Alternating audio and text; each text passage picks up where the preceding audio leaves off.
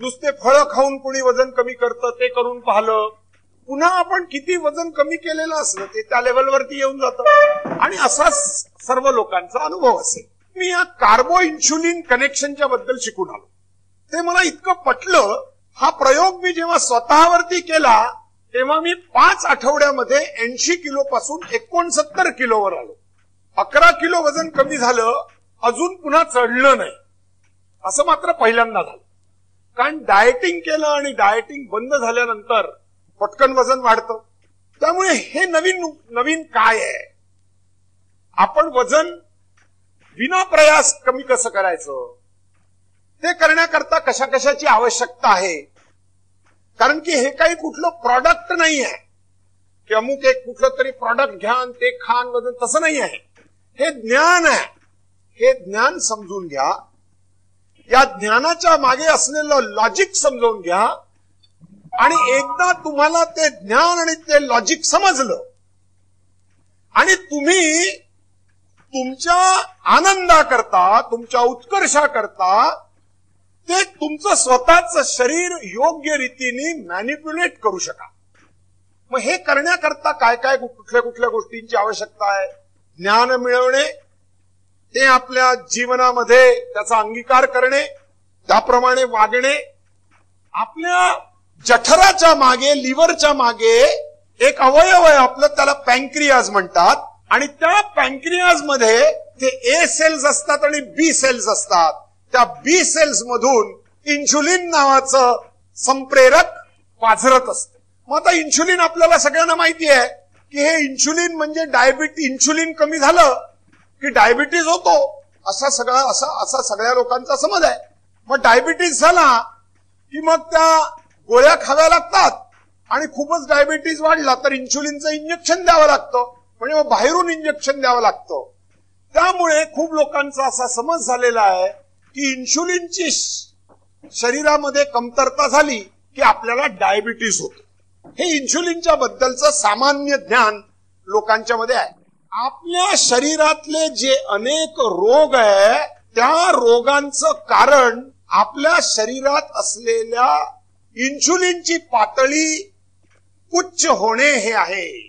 High level of insulin is the cause of several diseases. काही लोकांचं blood pressure वाढलं की त्याच्याबरोबर त्यांचा लठ्ठपणाही वाढतो. काही लोकांचं ब्लड प्रेशर वाढतं पण लठ्ठपणा वाढत नाही. काही लोकांना जेवण केल्यानंतर कमी रक्तातल्या साखरेची कमी होण्याचे झोके येतात. त्याला लो ब्लड शुगर स्विंग्स म्हणतात.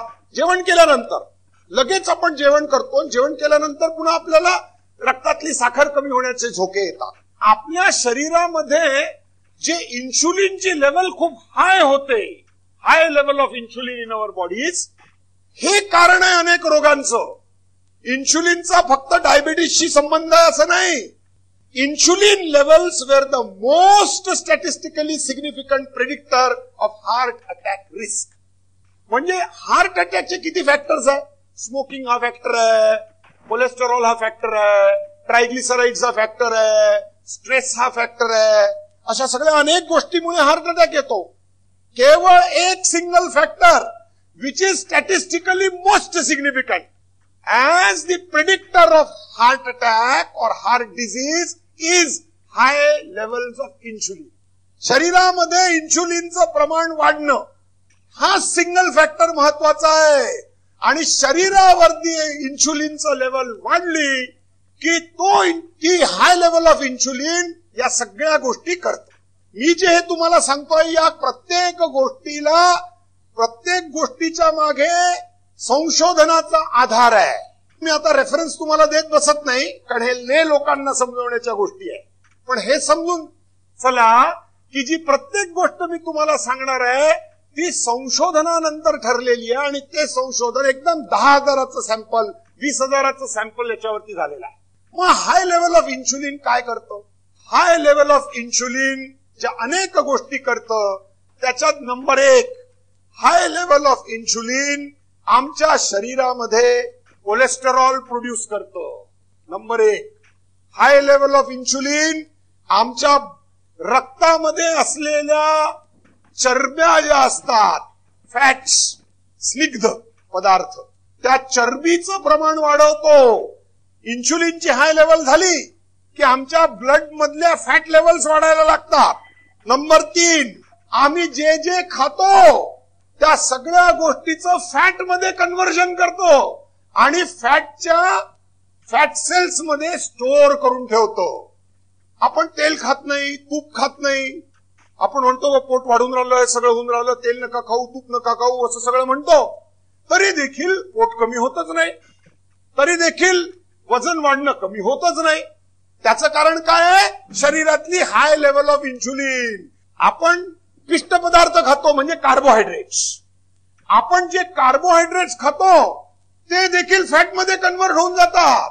हे इन्शुलिनचं काम आहे. Insulin converts carbohydrates into fats.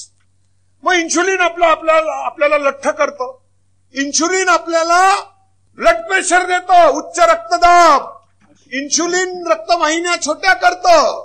Insulin त्या रक्तवाहिन्याच्या आतमधली जी लाइनिंग असते त्या लाइनिंगला प्रवृत्त करतं, प्लाक ऍब्झॉर्ब करून तिथे चिपकवण्याकरता. हे इन्शुलिन करतं. आणि त्यामुळे हळूहळू आपल्या आर्टरीज छोट्या छोट्या होत जातात. हार्टच्या आर्टरीज छोट्या छोट्या झाल्या म्हणजे मग एक दिवशी जेव्हा त्या ब्लॉक होतात त्या दिवशी आपल्याला हार्ट अटॅक येतो. कोणी केलं हे?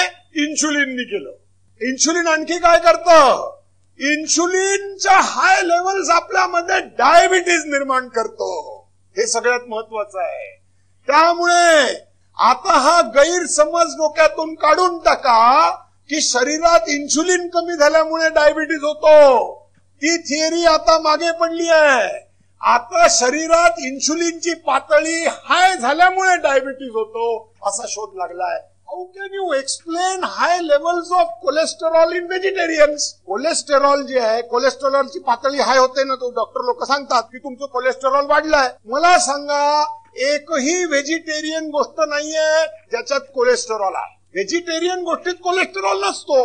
जर तुम्ही नुसत्याच व्हेजिटेरियन डाएट मध्ये आहे आणि दुधामध्ये फार कमी प्रमाणात आहे, दूधही समजा घेत नाही, तरी तुमच्या शरीरातलं कोलेस्टेरॉल वाढलं कसं? कुठून आलं हे? याचा अर्थ तुमच्या शरीरामध्ये शरीराने कोलेस्टेरॉल तयार केलं. त्याच्यामुळे तुमच्या रक्तामध्ये जे वाढलेलं कोलेस्टेरॉल असतं ते इन्शुलिन तयार करत असतो कोलेस्टेरॉल, आणि त्याच्यामुळे ते वाढतं. सगळ्या गोष्टीचं एकच कारण आहे, इन्शुलिनची हाय लेवल. मग इन्शुलिनची हाय लेवल कशी होते? याला कारण आहे तुमची आमची जी जीवन पद्धती आहे ती याचं कारण आहे. आणि तुम्हाला आम्हाला याच्याबद्दल असलेल्या ज्ञानाचा जो अभाव आहे त्याचं हे कारण आहे. आता मी त्याचं तुम्हाला एक एक्झाम्पल देतो, उदाहरण देतो. काय? सकाळी उठून आपण चहा पितो, चहामध्ये साखर असते. मग आपण सांगतो आपल्या आईला, बहिणीला, बायकोला, बिलकुल आता मी फिटनेस मध्ये आहे, एकदम कमी शुगर घेणार म्हणून, फक्त हाफ स्पून शुगर घेतो आपण सकाळी. पण हाफ स्पून घ्या की 1/4 ऑफ अ स्पून घ्या, साखर घेतली ना. मग चहात जर साखर घेतली आणि साखर टाकून जर तुम्ही सकाळी चहा प्याले, भक्कन इन्शुलिनचा पाझर येईल. म्हणजे सकाळपासून सुरू झाला इन्शुलिनचा पाझर. सकाळी चहा घेतला, चहा घेतल्याबरोबर त्या चहातल्या साखरेमुळे इन्शुलिनचा पाझर ते तिथे जिभेला लागलं, इकडे पाझर झाला. आणि आजकाल तर सवयीमुळे असं झालेलं आहे, एकदा चहा येतोय म्हटलं तरी पाझर पहिले सुरू होऊन जातो.